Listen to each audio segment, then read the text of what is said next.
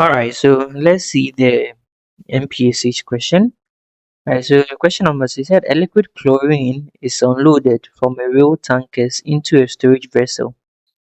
Right, so to provide the necessary MPSH, right, the transfer pump is placed in a pit below ground level, giving the following instructions information.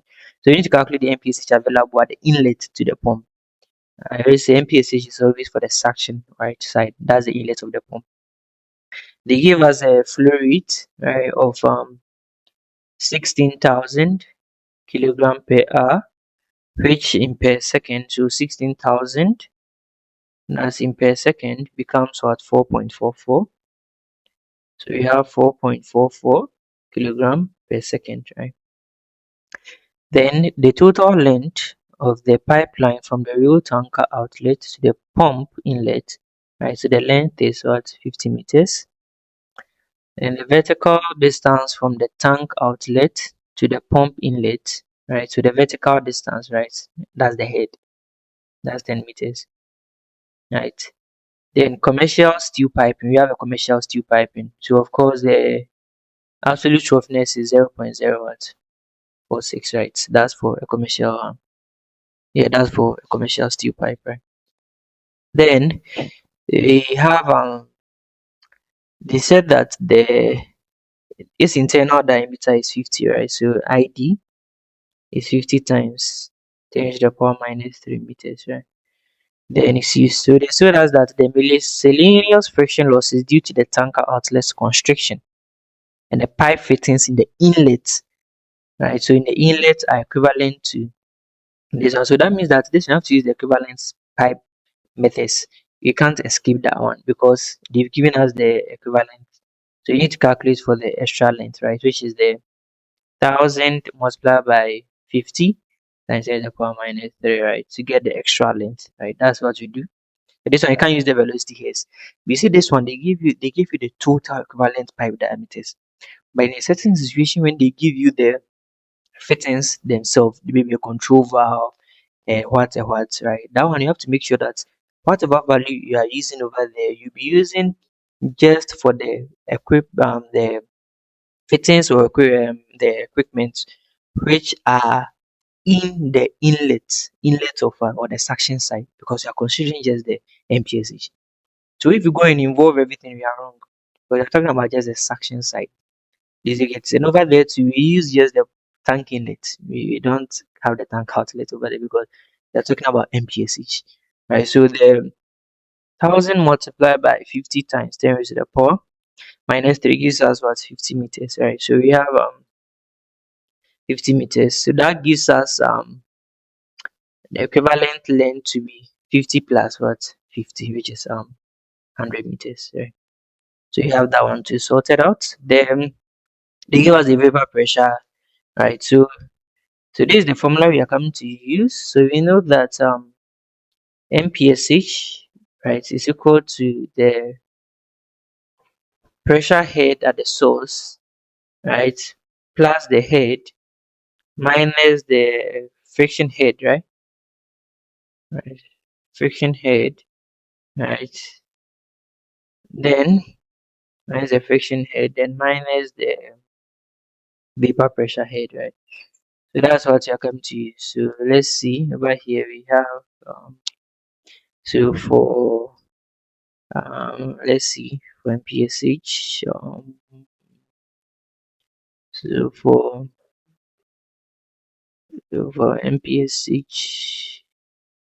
so for MPSH yeah here, right? So the pressure head at the source, right, above the liquid in the feed, right? That's the source plus the head, right? That's the height of liquid above the pump section, right?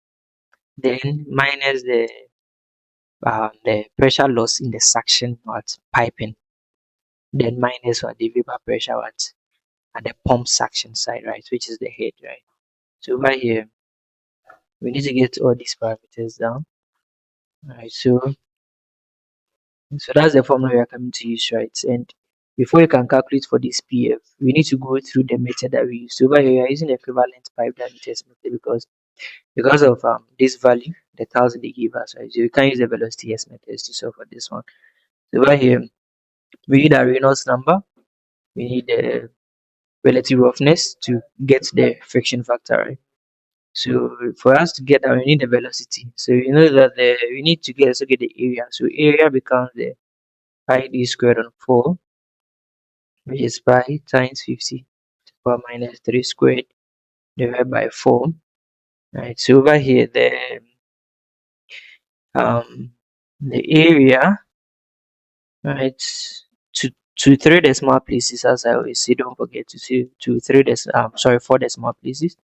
Right. So the area gives us 1.9635 times 10 to the power minus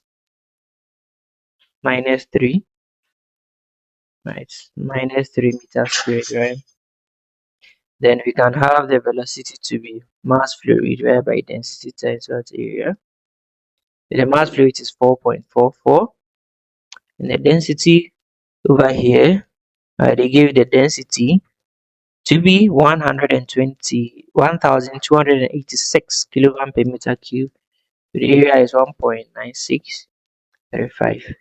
That is the power minus 3, right? So this will give me a velocity 1286 times 1.9635 times 10 to the power minus 3. So this gives me a velocity of 1.76 meter per second, right? So that means I can get my Reynolds number, which is rho Vd divided by mu. So the rho is 1286, then 1.76 times 50 times 10 to the power minus 3. Then viscosity was given as 0.364 times 10 to the power minus 3. That's in milli, right? So the Reynolds number gives us 1286 multiplied 1.76 times 50 times 10 to the power minus 3.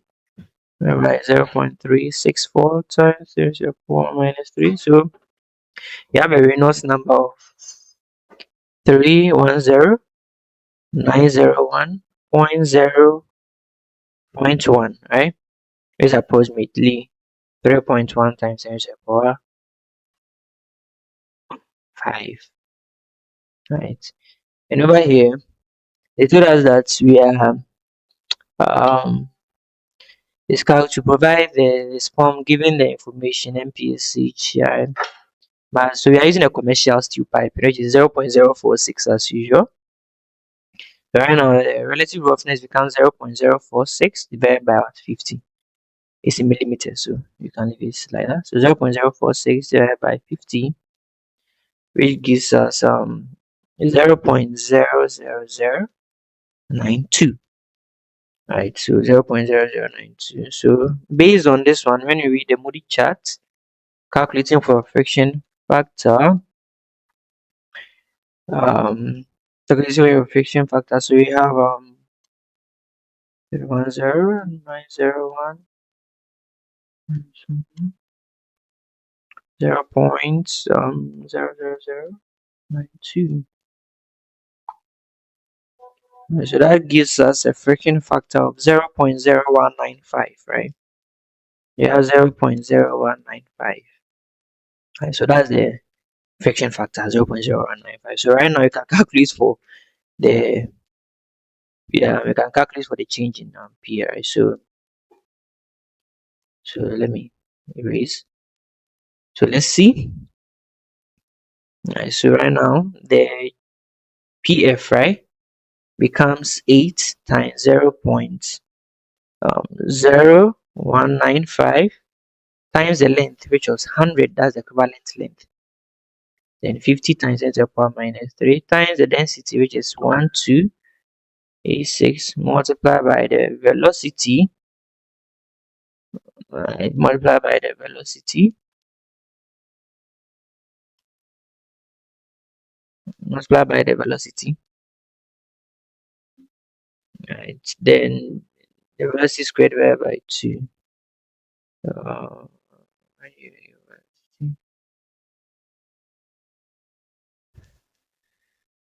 Uh, so Then let me see what you got for the velocity. I didn't write that value down. So the velocity we had 1.76, right? 1.76 for the velocity. So we have 1.76 for velocity. So 1.76 squared.